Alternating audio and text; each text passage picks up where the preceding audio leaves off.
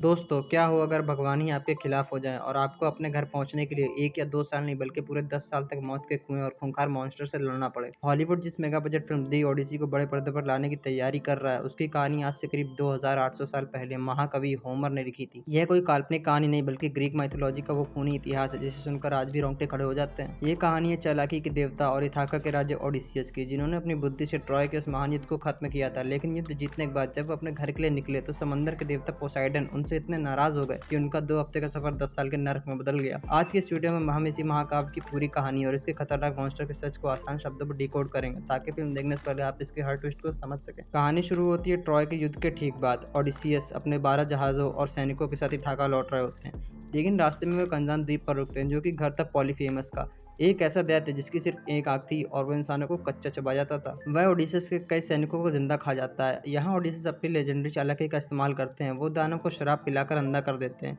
और उसकी भेड़ों के पेट के नीचे छिपकर गुफा से बाहर निकलते हैं।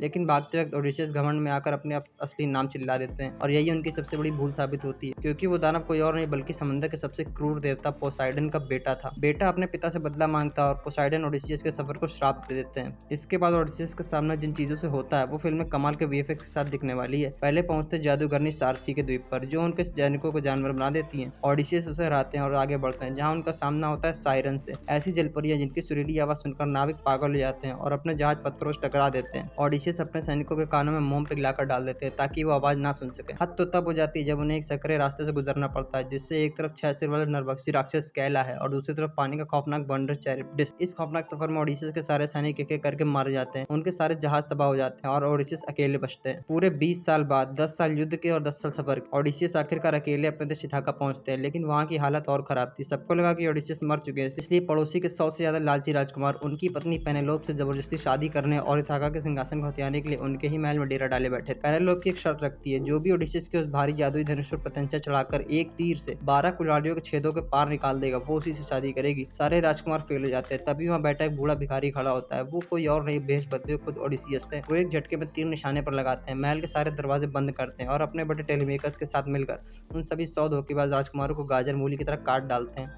और इस तरह इथाका के राजा अपने घर और सामान को वापस पाते हैं। तो भाइयों, ये है दी ओडिसी की वो असली अनसेंसर्ड और रोंगटे खड़े देने वाली कहानी, जिस पर हॉलीवुड करोड़ों डॉलर्स पानी की तरह बहा रहा है। हॉलीवुड के वीएफएक्स और इस प्राचीन Greek cult story combo box office को हिलाकर रख देगा। आपको क्या लगता है, क्या यह फिल्म ट्रॉय या 300 जैसी ऑल टाइम ब्लॉकबस्टर बन पाएगी? आपको कौन सा मॉन्स्टर सबसे खतरनाक लगा, एक आंख वाला साइक्लॉप्स या सम्मोहित करने वाली साइरन्स?